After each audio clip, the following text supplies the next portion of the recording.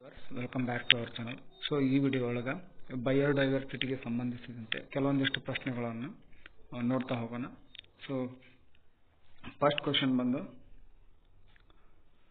Who introduce the concept of biodiversity hotspots?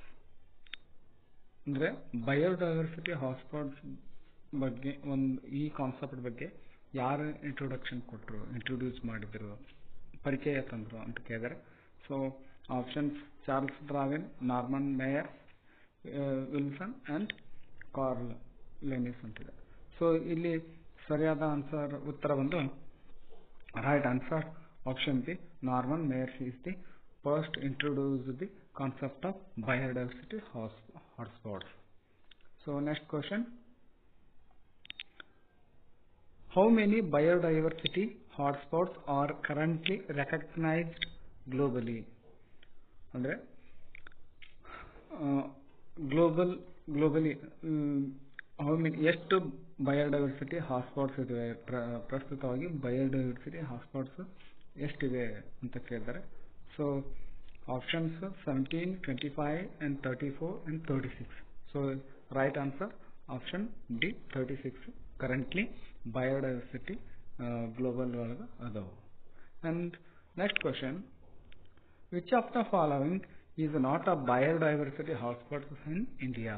ಕೆಳಗೆ ಕೊಟ್ಟಿರ್ತಕ್ಕಂಥ ಆಪ್ಷನ್ಗಳಲ್ಲಿ ಯಾವ ಒಂದು ಬಯೋಡೈವರ್ಸಿಟಿ ಹಾಟ್ಸ್ಪಾಟು ಇಂಡಿಯಾದೊಳಗಿಲ್ಲ ಅಂತ ಕೇಳಿದರೆ, ಇಂಡಿಯಾದಲ್ಲ ಅಂತ. So options Himalaya is right answer, and Western Ghats ಇದೆ, ಇಂಡೋ ಬರ್ಮಾ ರೀಜನ್ ಇದೆ. So option C Indo Gangetic plains ಅನ್ನೋದು ಇಂಡಿಯಾದೊಳಗೆ ಇಲ್ಲ. So right answer option C is not a biodiversity hotspots in India.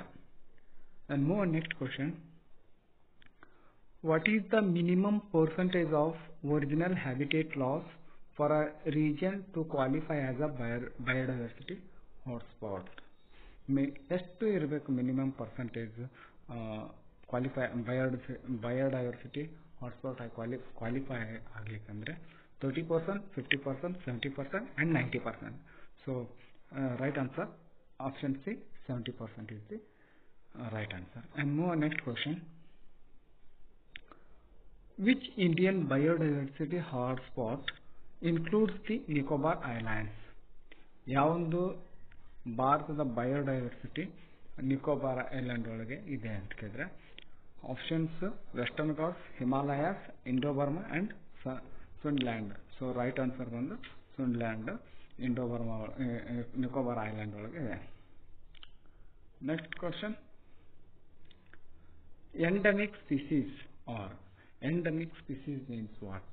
So options ಬಂದು found in zoos only, found all over the world, found only in a specific region and recently discovered species. Endemic species means option C, found only in specific region. ಅಂದರೆ ಆ ಒಂದು particular region ಒಳಗೆ ಮಾತ್ರ ಆ species ಸಿಗ್ತಿದ್ರೆ ಅವಕ್ಕೆ endemic species ಅಂತ ಹೇಳ್ತೇವೆ. So if you like this video, please subscribe my channel. Thank you.